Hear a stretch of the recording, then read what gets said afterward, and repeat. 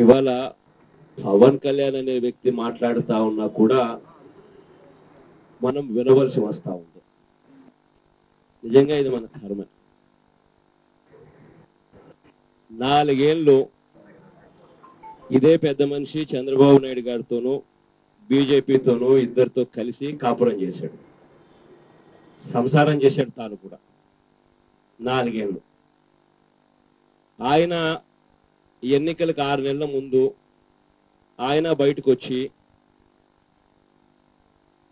నేను తప్పు చేశాను అని చెప్పి, ఇవాళ నన్ను తప్పు చేశాను కాబట్టి నేను పూర్తిగా నేను పతివ్రతను అని చెప్పి గట్టిగా చెప్తా ఉన్నాడు.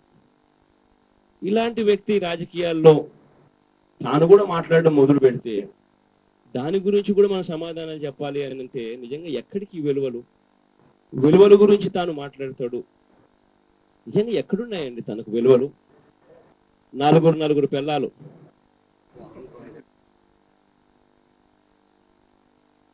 కొత్త కారును మార్చినట్టుగా పిల్లాన్ని మారుస్తాడు. 4 ఏళ్లకు ఒకసారి 5 ఏళ్లకు ఒకసారి పిల్లాన్ని మారుస్తాడు.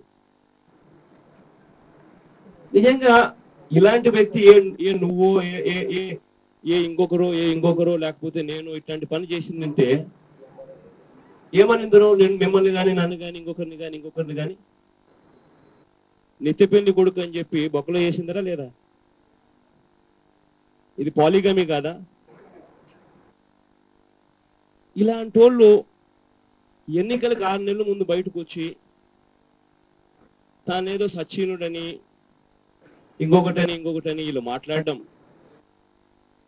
వాళ్ళని సీరియస్ గా మనం తీసుకొని వాళ్ళ గురించి కూడా మనం విశ్లేషించుకునే పరిస్థితికి మనం రావడం అంటే నిజంగా రాజకీయాలు ఇటువంటి పరిస్థితి చూసినప్పుడు నిజంగా బాధ అనిపిస్తుంది. పవన్ కళ్యాణ్ అంటే 3 పెళ్లిళ్ళు 2 విడాకులు.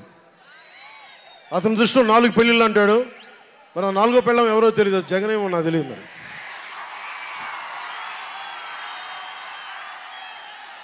నాకు ఇదే విసుగొస్తుంది. జగన్ లేని 4వ పెళ్ళం అంటే నువ్వేరా.